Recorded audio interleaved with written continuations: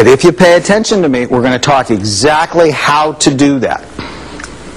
Now, the next principle, principle number 4, is absolutely critical. But virtually no one knows it. Or at least for sure we don't act in our society as if we know it. And that is, your brain is very soft. And it's housed in a really hard skull.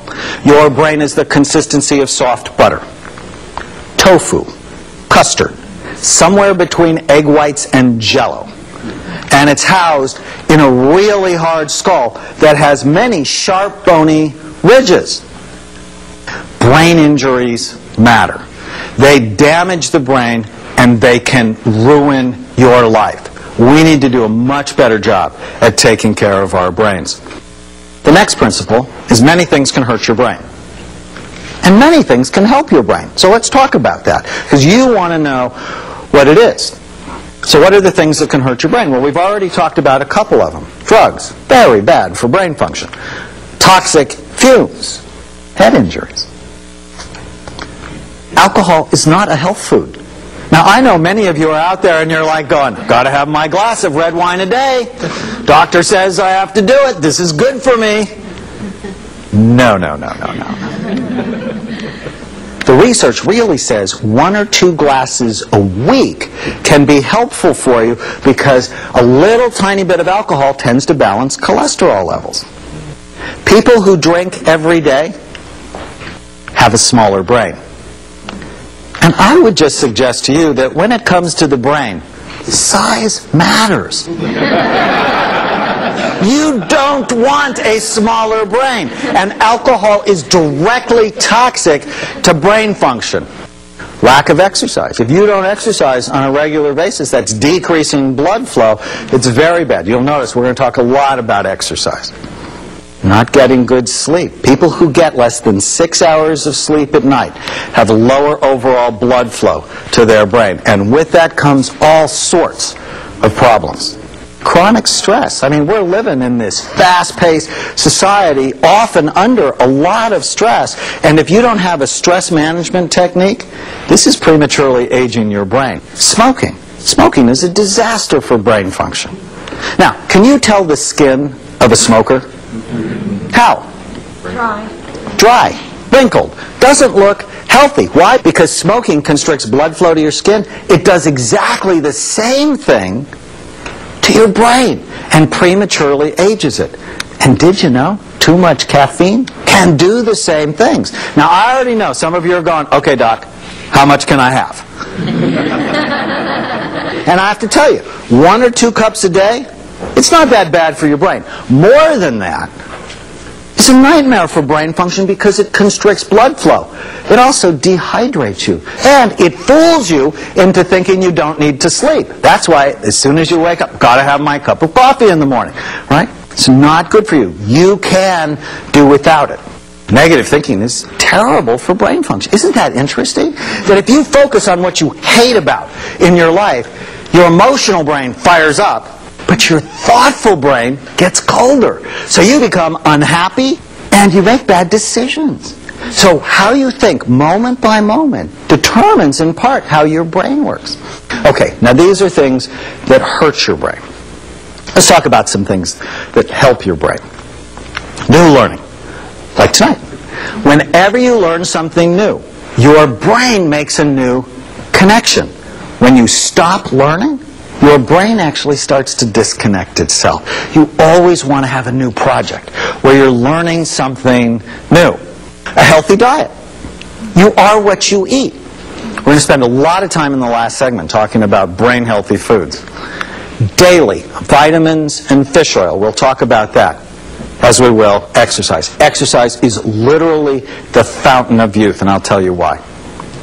Getting great sleep is important. Social connections, being with other people, especially if they're good for you. But going to church, being part of a family, being part of a hobby club, all of those things are important because when you're with other people, your brain has to work, right? You have to remember their name, and do they have kids, and what does that look mean, and all of that is working your brain. Positive thinking, especially gratitude. When you focus on what you love about your life, your brain works better.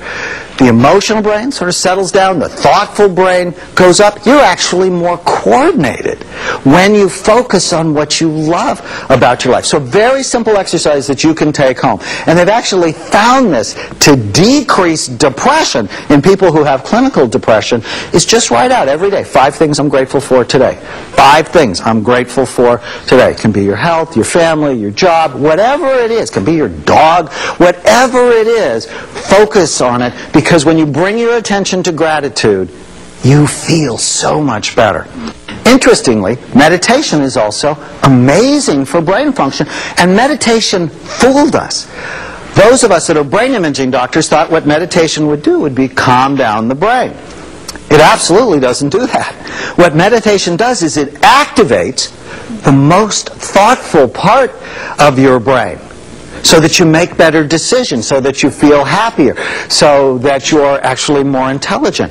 And did you know that making love is good for your brain? Regular sexual activity has been shown to be associated with decreased depression, so it helps your mood, it helps your memory, it helps in pain relief, so when she says, "Honey, not tonight, I have a headache,"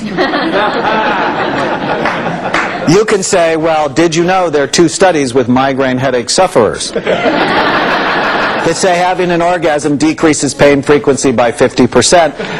I'm just here to help." And there's a study from England that says 3 times a week. 3 times a week is associated with decreased risk of heart attack and stroke by 50%. We have no medicine that can do that. Right? So many things can hurt your brain. Many things can help your brain. This next principle is really important. And that is, one size does not fit everyone. Most psychiatric problems like ADD, anxiety, or depression, they're not single or simple disorders. Giving someone the diagnosis of depression is exactly like giving them the diagnosis of chest pain. Now, why don't doctors give people the diagnosis of chest pain? Because it's a symptom. There are too many causes. The same thing is true for depression. It's a symptom with many different causes. Chronic stress, relationship problems, financial losses, head injuries, drug abuse, low thyroid, chemical imbalances, even grief. Our research at the Amen Clinics has shown that it is at least 7 different things. And giving everyone the same treatment for this symptom invites disaster. In the next segment, I'm going to tell you about a revolutionary brain-based approach that helps us heal problems like depression or ADD. We do it more quickly and often with natural treatments because we understand what part of the brain that we're dealing with.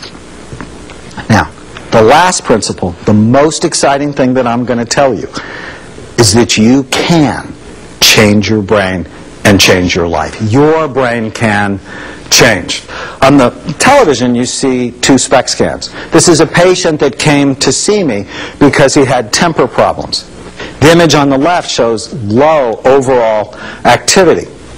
The image on the right, just after a couple of months of treatment, looks so much better. And as his brain got better, so did everything in his life. How exciting is that? You literally can make your brain better. You're not stuck with the brain you have, even if it's troubled. Now here's an image of a healthy brain. So this is from our very rare group of healthy people. You know, it took us almost 3,000 people screening to find about 90 healthy brains. So if your brain is struggling, well, welcome to normal. Okay, normal is not healthy. Okay, this is an 82-year-old brain, drop dead gorgeous, and it fit her life. Still very active, in church, with her family, married in a good marriage for 57 years. This is what a healthy brain looks like. Compare it to someone who had a stroke. Strokes are a disaster for brain function. This is why you shouldn't smoke. Did you know that smoking is the #1 cause of strokes? This is what Alzheimer's disease looks like. Alzheimer's disease ravages brain function. Now, our brain scans can tell 5 to 10 years before you have symptoms whether or